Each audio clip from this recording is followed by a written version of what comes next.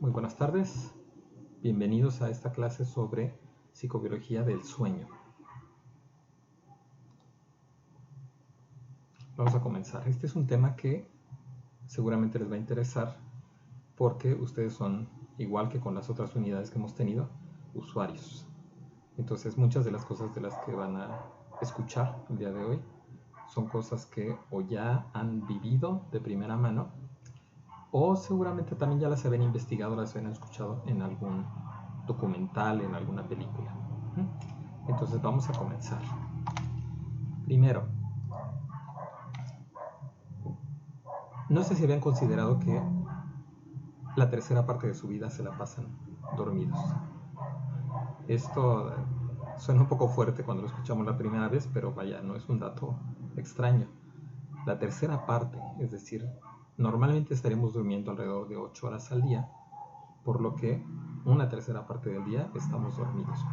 Si tienen ustedes ahorita 24 años, digamos, de esos 24 años, 8 años completos se la han pasado dormidos. Entonces el sueño, digamos que ocupa una buena parte de nuestra existencia, por lo cual vale la pena conocer cómo funciona, para qué funciona, etc. Bien, entonces vamos a comenzar con algunos conceptos. Primero, el sueño suele entenderse o explicarse sobre todo como un estado de conciencia, porque es lo primero que, digamos, salta a la luz cuando pensamos en el sueño. Cuando están ustedes despiertos, están conscientes de lo que ocurre a su alrededor, pero cuando están dormidos no están conscientes. Por lo tanto, se le podría considerar de alguna manera una especie de estado de conciencia. Ahora, hay que tener cuidado porque a veces tendemos a dividir los estados de conciencia simplemente en ausencia o presencia, es decir, o estamos conscientes o no estamos conscientes, cuando en realidad hay un gradiente, digamos, entre el estar consciente y el no estar consciente. No es como si estuviéramos en un momento encendidos y en otro momento apagados, sino pasamos de un estado de plena conciencia durante el día, en la hora en la que estamos más alertas, a un estado de mínima conciencia en ciertas etapas del sueño. Pero esa es una manera de entender el sueño, simplemente como un estado de conciencia. La otra manera de entenderlo es como una conducta. Esto suena un poco extraño porque pues, normalmente uno asocia las conductas a, digamos, cosas que implican moverse, sobre todo. Pero en realidad el concepto de conducta es más amplio y si algunas cosas cumplen con ciertos requisitos, pues se les puede considerar conductas. ¿Cuáles son esos requisitos?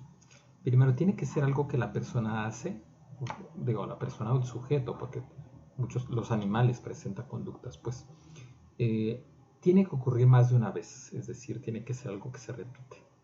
Con el sueño se cumple ese requisito. Además, tiene que ser algo observable y con el sueño se cumple. Podemos ver cuando la persona pasa de un estado despierto a un estado de sueño. Tiene que ser de alguna manera medible, sí. Podemos medir la duración del sueño, la intensidad del sueño, la actividad fisiológica durante el sueño. Tiene que tener además cambios fisiológicos que le caractericen, es decir, que sean específicos de esta conducta. Pues si los tiene. Los patrones de actividad eléctrica cerebral, por ejemplo, durante el sueño, son muy característicos y son distintos a los patrones durante la vigilia. Y además tiene que ocurrir en un contexto específico, es decir, de alguna manera estar vinculado a variables del entorno, etc., pues el sueño también lo cumple. Entonces, vaya, podemos considerar que el sueño es una conducta. Ahora, hablaremos un poquito sobre las bases fisiológicas. ¿Qué ocurre cuando están dormidos o de qué manera medimos qué es lo que está ocurriendo con la persona cuando está dormida?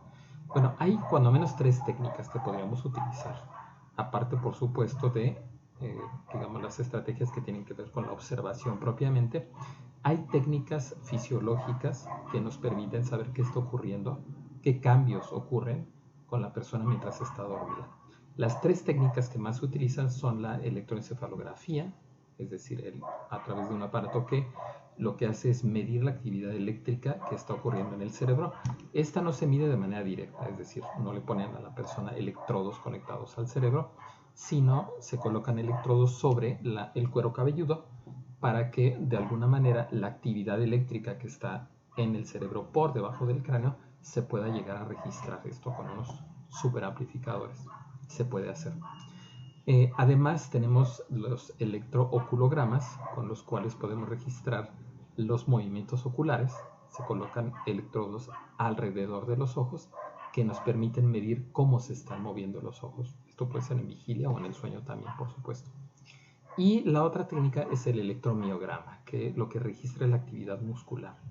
Entonces podríamos, digamos, colocar electrodos en diferentes partes del cuerpo y sabemos cuál es la actividad que se está registrando en ese momento. Ahora, si ustedes reparan un poquito aquí en la imagen, lo que tenemos aquí es el registro del electroencefalograma, del electrooculograma y del electromiograma en diferentes estados. Mientras la persona está despierta, mientras la persona está en diferentes etapas del sueño. Entonces, lo que pueden ustedes ver aquí es que en cada una de estas técnicas hay cambios característicos, es decir, el patrón de actividad eléctrica es diferente en las distintas etapas del sueño y en la vigilia. Entonces, esta es una técnica que utilizaríamos para registrar qué está ocurriendo mientras la persona está durmiendo. Normalmente se hace un laboratorio, vaya, es complicado llevar el equipo para que la persona, digamos, pueda ser registrada en su casa. Las personas que tienen algún tipo de trastorno del sueño más bien asisten a una clínica en la que se cuenta con una habitación donde la persona puede quedarse dormida con trabajo, pero puede hacerlo mientras se le está registrando todo esto. Bien, ahora les comentaba que durante el sueño hay diferentes etapas, es decir, mientras estamos dormidos no estamos a lo largo de toda la noche, digamos, en una actividad que sea uniforme, ¿no? Hay distintas etapas. Y seguramente ustedes lo habrán notado porque cada una de estas tiene ciertas características. Por ejemplo, hay etapas en las que es más fácil despertar. Se caracterizan por cierto tipo de actividad. Hay etapas en las cuales la persona en verdad cuesta mucho trabajo despertarle. Ustedes seguramente les ha ocurrido. Bueno, esto tiene que ver con en qué etapa del sueño se encuentra. Ahora, un periodo de sueño, piensen en un periodo de sueño completo. Entonces, duermen en la noche, se levantan por la mañana. Durante ese periodo de sueño se atraviesa por varios ciclos. Esos ciclos tienen diferentes fases. Lo que pueden ver aquí en la imagen que está del lado derecho es la actividad eléctrica que caracteriza en el electroencefalograma a cada una de estas etapas. Lo que vemos es que, por ejemplo, cuando la persona está despierta, el registro de actividad eléctrica tiene ondas muy rápidas. ¿En qué se nota eso? En que están como muy apretadas. Y además tiene ondas que son como de baja amplitud.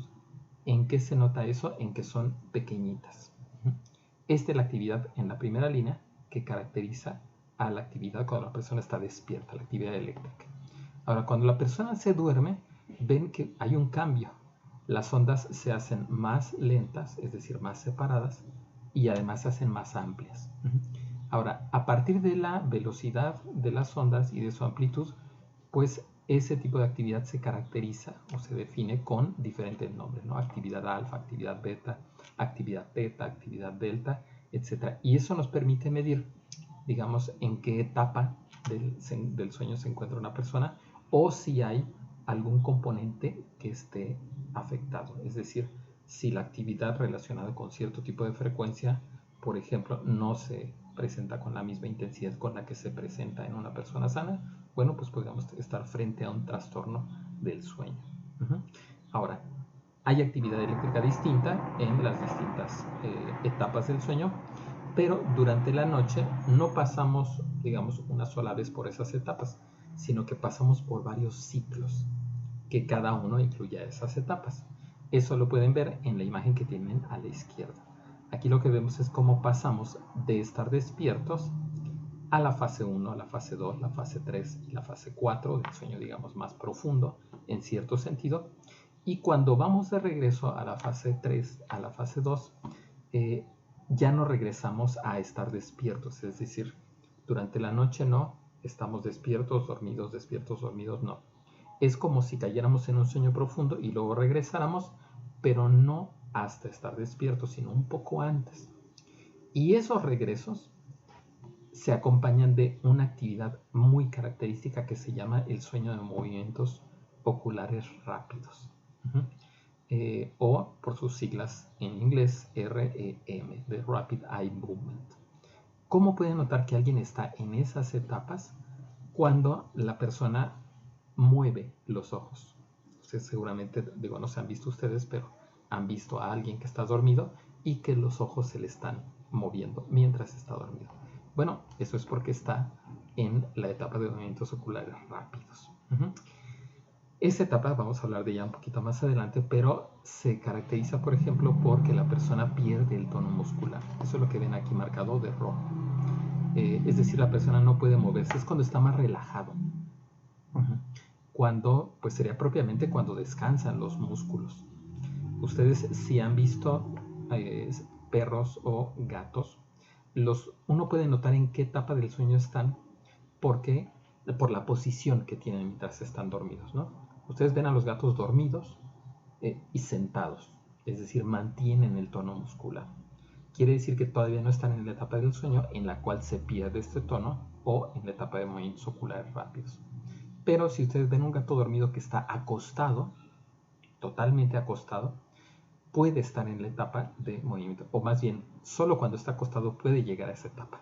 Mientras está sentado no puede, porque sentado hay tono muscular, acostado puede perder el tono muscular y recuperarlo. Algo así nos ocurre a nosotros también.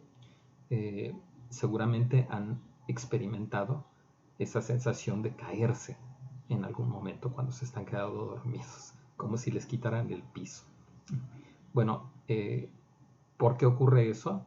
Porque, digamos, es un trastorno transitorio del sueño, a partir del cual perdemos el tono muscular, pero no estamos del todo dormidos. Entonces, es realmente como si fuéramos un poco conscientes de que estamos perdiendo la fuerza y sentimos como si nos cayéramos. En ese momento nos despertamos. Si esto ocurre cuando uno ya pasó, digamos, adecuadamente por el primer ciclo, la persona no siente eso. Ocurre, claro que pierde el tono muscular, pero no lo va a sentir.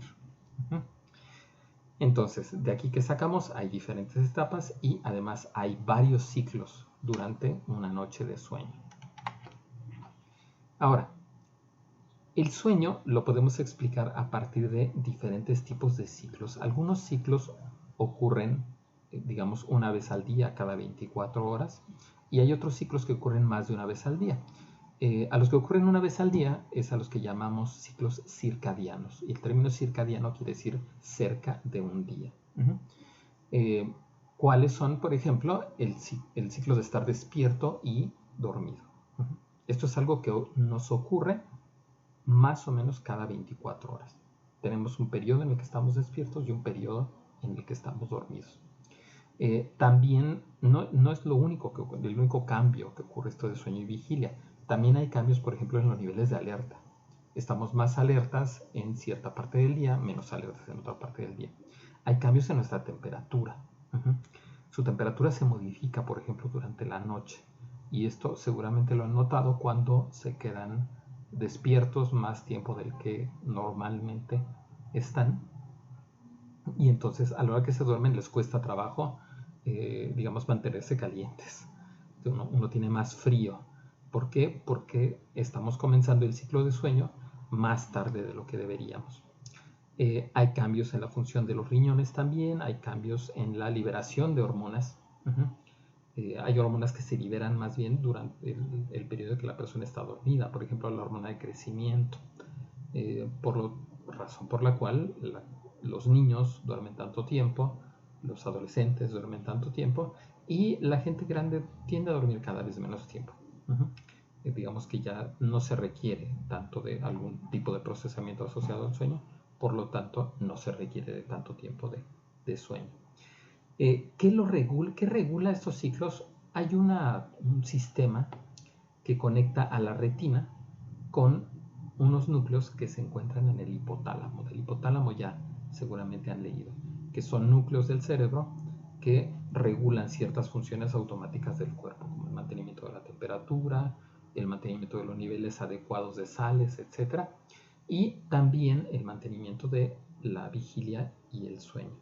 Entonces, ¿cómo se dan cuenta ustedes de que ya es día? No solo con la alarma, sino porque hay una vía que conecta la retina de sus ojos con estos núcleos. Esto hace que, por ejemplo, una persona que tiene una ceguera cortical, es decir, alguien que no ve porque la corteza occipital está dañada, aún así pueda sentir sueño cuando empieza a bajar la luz y alertarse cuando empieza a ver cada vez más luz, como si lo viera. No puede verlo porque son vías que van de la retina al cerebro, pero que no, digamos, no llevan imágenes. Lo que llevan es simplemente presencia o ausencia de la luz. Es muy importante este tema de la luz por lo siguiente, porque parece ser es el principal mecanismo con el que se regulan estos ciclos.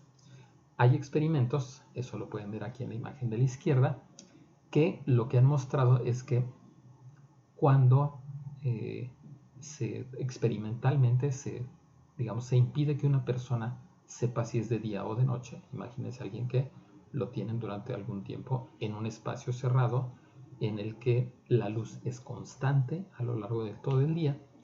¿Qué es lo que ocurre? Lo que pueden ver aquí en la imagen es las líneas blancas representan el tiempo que una persona está dormida. Las banditas de color oscuro es noche y las banditas de color claro, color amarillo, es el día. Entonces, si a la persona, digamos, se registra qué tiempo pasa despierto o dormido mientras se da cuenta de que es noche o día, más o menos el tiempo despierto coincide con las horas de luz del día. Esta transección de en medio es en la que se les da luz constante durante las 24 horas. ¿Qué es lo que ocurre? Que empieza a moverse el ciclo en el que la persona está despierta. Están más despiertos más tiempo del que suelen estar, de tal manera que se va poco a poco desplazando. Es como si estuviéramos ajustados para días más largos. ¿Por qué? No me pregunten. Seguramente alguien se ha puesto a investigarlo y si les parece interesante, busquen más información. Pero imagínense que estuviéramos ajustados para días de 25 horas. Entonces, si quitamos la luz como un indicador, la persona puede irse, digamos, adaptando a días más largos. Pero si volvemos a presentar a las personas luz y ausencia de luz, se regresa otra vez a este acomodo más o menos a las 24 horas. Debe haber estudios bastante interesantes, por ejemplo, con qué ocurre con las personas que viven en aquellas partes del mundo en las que durante una buena parte del año no anochece. Esto lo pueden ver cerca de los polos. Bueno, no tan cerca, en una buena parte del hemisferio norte y del hemisferio sur. Una parte del año no hay oscuridad y una buena parte del año no hay luz. ¿Cómo se regulan? Bueno, busquen más información si les parece interesante. Ahora, los otros ciclos que les mencionaba, los ciclos ultradianos, estos son los que ocurren varias veces al día. Estos duran menos de 24 horas. Estos ciclos los regula también el tallo cerebral. En especial una estructura que se conoce como sistema activador ascendente o sistema reticular activador. Son diferentes nombres que van a encontrar. Esta red es como una especie de fuente de poder para el cerebro. Es el que permite que estemos despiertos y es el que permite que estemos dormidos. Es el sistema que va a, digamos, organizar las diferentes etapas del sueño. Por eso decimos son ultradianos, porque las diferentes etapas no ocurren una vez al día. Ocurren varias veces en los ciclos que están adentro de un periodo típico de sueño.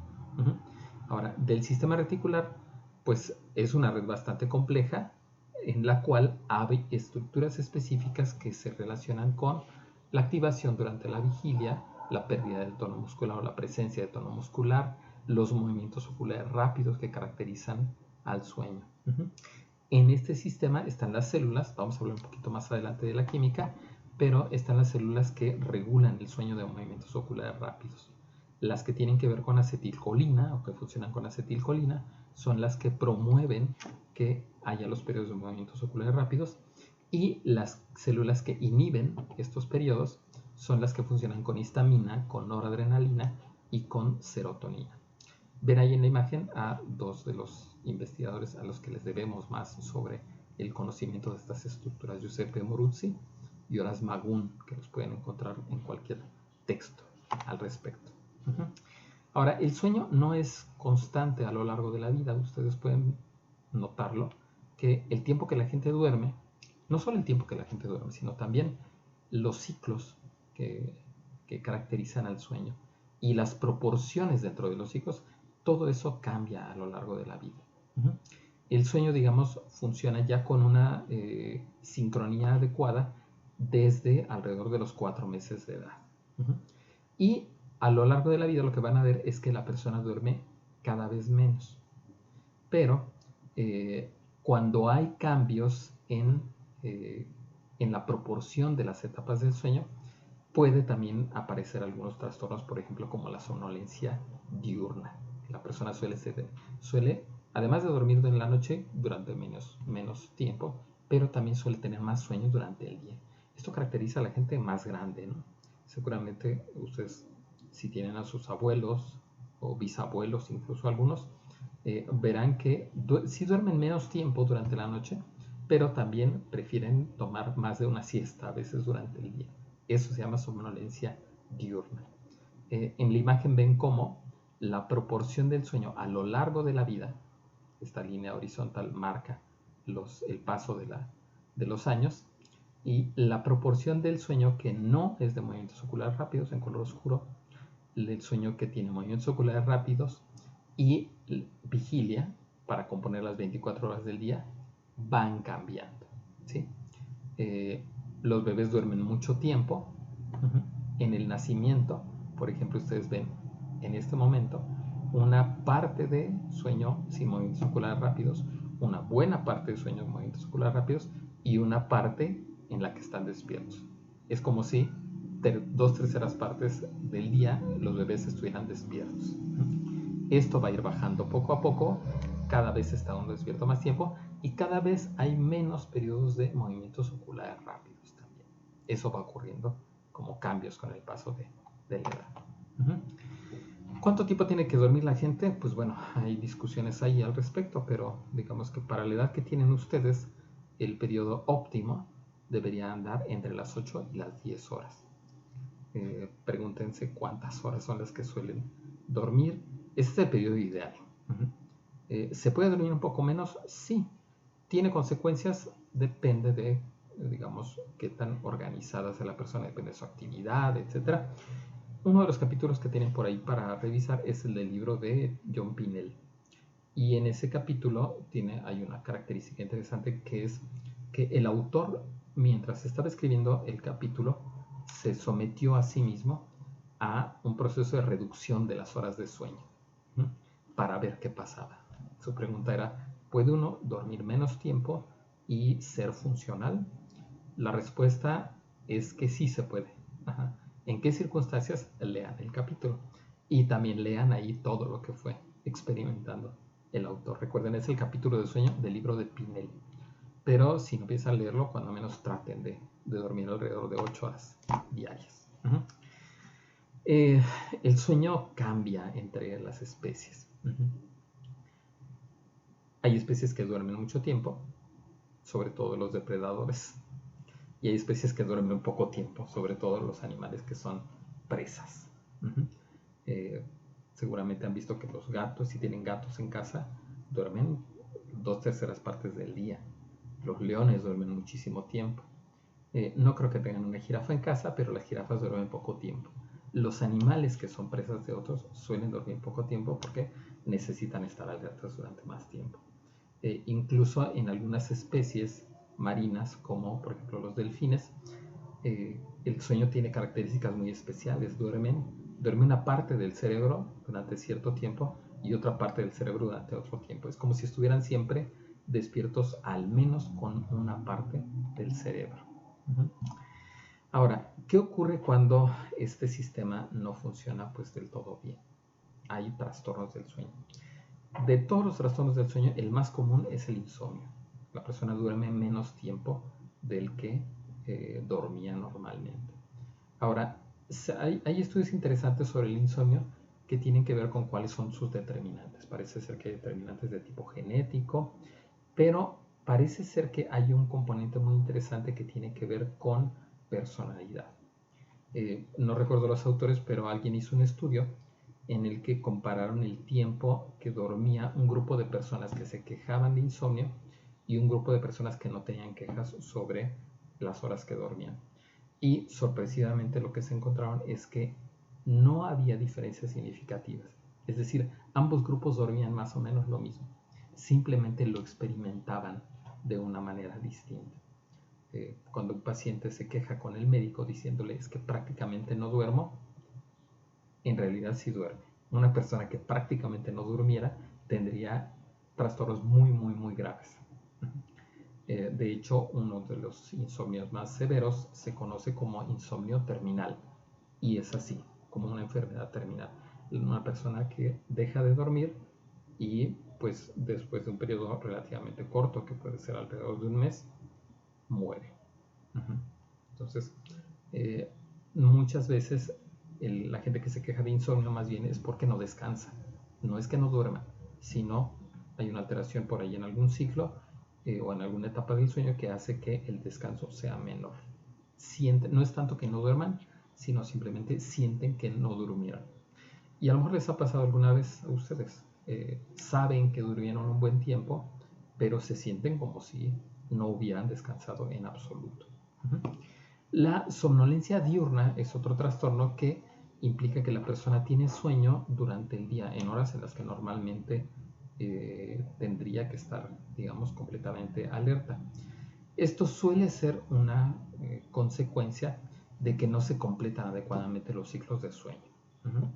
Y les ocurre, yo creo que todos lo hemos experimentado, cuando por alguna razón tuvimos que estar despiertos durante un periodo más largo del que teníamos que estar, ¿no? No descansamos, no completamos los ciclos y por lo tanto a lo largo del día siguiente estamos con sueño. La apnea del sueño es una alteración que lo que hace es que la persona tenga ciclos o momentos en los que no respira adecuadamente. Es como si olvidara respirar. Entonces, eso lo que hace es que la persona se despierta. Digamos, hay un sistema de seguridad que hace que si no se está oxigenando el sistema, el cuerpo, la persona despierta. Entonces, a lo largo de la noche despiertan varias veces, por lo cual los ciclos no se completan y entonces la persona no descansa o descansa menos de lo que debería. En la narcolepsia lo que tenemos es que la persona se queda dormida, se queda completamente dormida durante el día. Pero esto no es que se vaya quedando sueño, digamos que se vaya quedando poco a poco dormida, no. La persona se duerme profundamente de un momento a otro. Son las personas que tal vez los han visto en películas, en alguna historia, de repente mientras están hablando con alguien se quedan dormidos, profundamente dormidos, se caen incluso, ¿no? Esto ocurre porque, digamos que en lugar de que la persona se vaya poco a poco quedando dormida, pasa directamente, se brinca etapas en el ciclo de sueño.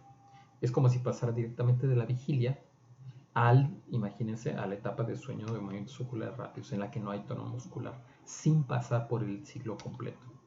En la imagen lo que pueden ver es como en la parte superior la persona se va poco a poco quedando dormida, se van instalando los cambios característicos.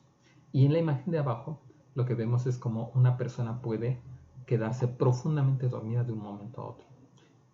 La última línea de aquí es la que registra el cambio en la actividad muscular.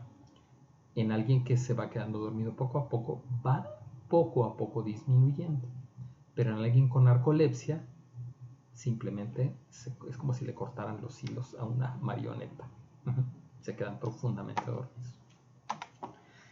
Otras alteraciones, pues el síndrome de piernas inquietas, las personas que se están moviendo durante el sueño, y alteraciones que se les conoce familiarmente como parasomnias, que son cambios. ¿Cuáles son? Por ejemplo, el sonambulismo a las personas que caminan mientras están dormidos, la sonoloquia, es decir, las personas que hablan mientras están dormidos, los terrores nocturnos, que no tienen que ver con las pesadillas, son cosas diferentes.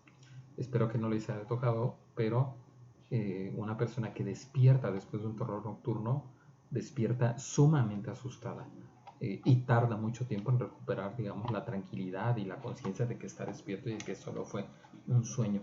Es distinto a tener una pesadilla, los terrores nocturnos.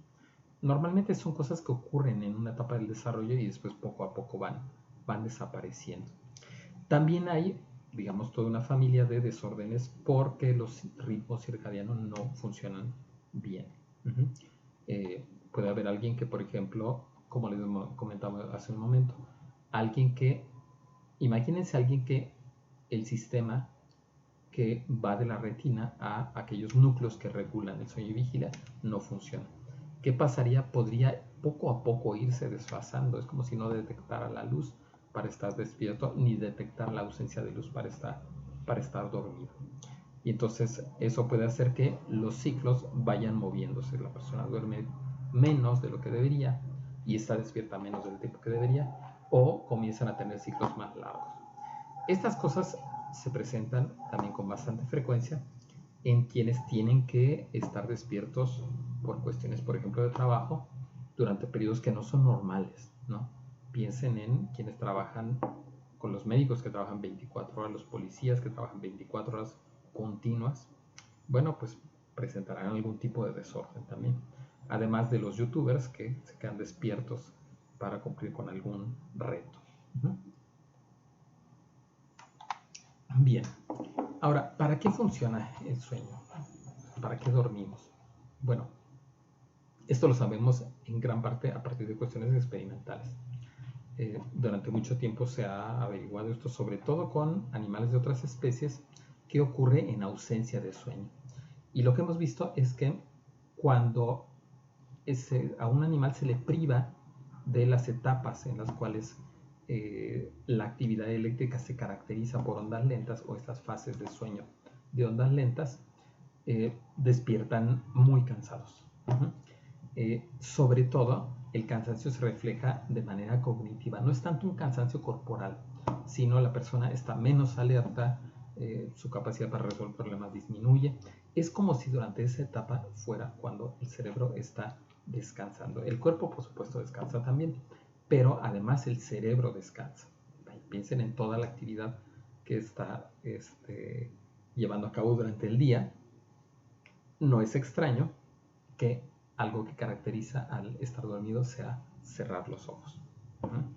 Consideren que buena parte de su corteza procesa información visual. Entonces, si queremos que descanse esa corteza, pues entonces tendríamos que cerrar durante un rato los ojos. Ahora, las etapas de sueño, concretamente, que son relacionadas con movimientos oculares rápidos, se relacionan con otros procesos distintos, sobre todo con procesos del desarrollo. Por ejemplo, si se priva a un animal durante el desarrollo, en los primeros años de las etapas de movimientos oculares rápidos, puede haber dificultades para la liberación de algunas hormonas. Y eso pues tiene algún otro tipo de consecuencias. Y en nosotros se ha encontrado también, y en animales cercanos a nosotros, que estas etapas funcionan para, por ejemplo, la consolidación de recuerdos. Sabemos que hay que dormir bien para aprender bien. No tiene que ver con todo el sueño, tiene que ver concretamente con las etapas de movimientos oculares rápidos. Si se estuviera experimentalmente, digamos, detectamos que la persona entra en esa etapa y lo despertamos. Y cuando entra nuevamente en esa etapa, lo despertamos. Si hacemos varias veces, va a despertar muy cansado, porque entonces, digamos que lo privamos de la etapa en la que no hay tono muscular, que es cuando descansa. Y además, si lo habíamos puesto a aprender algo el día anterior, las probabilidades de que lo recuerde disminuyen. Esta etapa tiene que ver entonces con aprendizaje. El sueño funciona a partir, en buena parte, de sustancias químicas. Es decir, hay cambios químicos que están acompañando los cambios en la activación en las diferentes etapas del sueño. Hace un momento les comentaba que se involucran diferentes neurotransmisores. Aquí tenemos ya una listita. Cada uno tiene que ver con actividades concretas, pero globalmente diríamos que La activación, es decir, el estar despierto o el no estar despierto, tiene que ver en buena parte con los niveles de acetilcolina, noradrenalina, serotonina, histamina, hipocretina. Si modificamos estos niveles, entonces el nivel de activación cambia. Lo pueden ver, por ejemplo, les doy un caso muy concreto, que es la histamina. Hay medicamentos que se utilizan para atender algunas cuestiones, por ejemplo, como gripa y algo así, enfermedades de no mayor cuidado, y que se conocen como antihistamínicos. Lo que hacen es impedir que el sistema de la histamina funcione bien. ¿Qué pasa entonces con un medicamento antihistamínico? La persona tiene sueño. No es buena idea que alguien tome ciertos jarabes durante el día, por ejemplo. Lo pueden ver en las instrucciones de los jarabes, porque hacen que la persona esté menos alerta. Esto tiene que ver con que el sistema de la histamina no está funcionando adecuadamente. Eso son cosas que hay que tomar durante la noche, cuando ya la persona no está operando maquinaria ni nada. Ahora, con etapas concretas del sueño, no solo hay sistemas químicos específicos, sino estructuras específicas. Se sabe, por ejemplo, que una región cercana al hipotálamo, que es el área preóptica ventrolateral, no les voy a preguntar el nombre en el examen, tiene que ver con la instauración de la etapa de sueños de ondas lentas. Y otras neuronas, las neuronas colinérgicas del área peribraquial, tiene que ver con la instalación del sueño de movimientos oculares rápidos. Entonces, dormimos y estamos despiertos porque ciertas estructuras a través de ciertos neurotransmisores modifican el funcionamiento de nuestro cerebro. Además del sueño, vamos a hablar un poquito sobre los sueños que les puede interesar. Es decir, es interesante que pasemos tiempo dormidos, pero también es interesante que algo ocurre mientras estamos dormidos, que es que soñamos. Aquí tienen un cerebro que está listo para dormirse en su camita. Luego les explico cómo generé esa imagen, que ese es un tema interesante. Pero en cuanto a los sueños, lo primero que nos preguntamos es ¿para qué soñamos? Bueno, hay partes de la psicología que han tratado de explicar el sueño, los sueños o ensoñaciones en términos de para qué soñamos. En la parte de psicobiología no es algo que se haya estudiado mucho. Lo que se estudia sobre todo es qué ocurre, qué hace que soñemos y qué ocurre mientras soñamos y qué caracteriza a los sueños. No tanto si tienen algún tipo de objetivo como tal. Hay discusión al respecto sobre si hay un objetivo. Muchas conductas que tenemos y sobre todo las conductas que no son voluntarias como los sueños, es difícil atribuirles un objetivo. Es un poco complicado pensar que están cumpliendo algún objetivo para nosotros, es decir, soñamos para resolver algunas cosas. Es complicado sostener esa afirmación. Pero lo que sí podemos decir es que mientras dormimos ocurren varias cosas, ¿no? Estamos procesando información, resolvemos problemas también, ayuda los sueños a regular las emociones y también la gente puede ser creativa durante los sueños. ¿Qué ocurre mientras estamos soñando? El cerebro no está funcionando, digamos, adecuadamente, cuando menos lo necesario como para estar despiertos. ¿Esto por qué es? Porque si registramos qué partes del cerebro funcionan más o menos cuando estamos dormidos, algo que caracteriza al sueño es menos actividad de los lóbulos frontales. Los lóbulos frontales, como han leído ustedes, nos sirven para regular nuestra percepción de la realidad. Son los que le dan estructura. ¿Qué ocurre antes? ¿Qué ocurre después? ¿Por qué ocurren las cosas? Median el razonamiento, el pensamiento, el lenguaje, etc. Bueno, pues esas estructuras no funcionan del todo bien cuando estamos soñando. Entonces podemos generar imágenes, pero son un poco caóticas.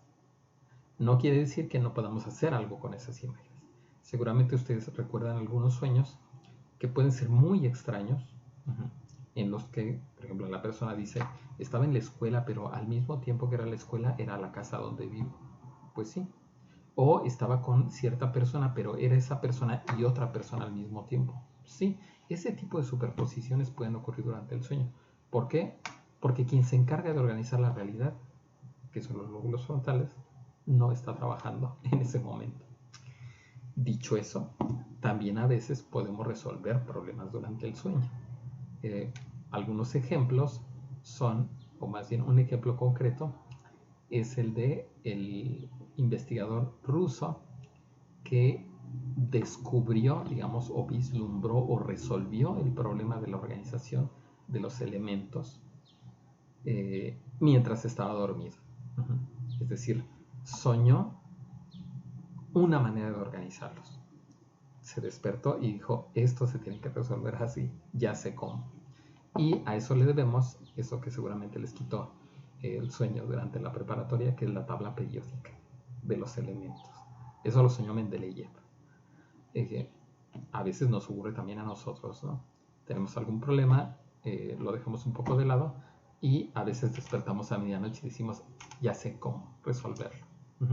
Bueno, porque algunas partes están funcionando bien, otras partes no están funcionando del todo bien.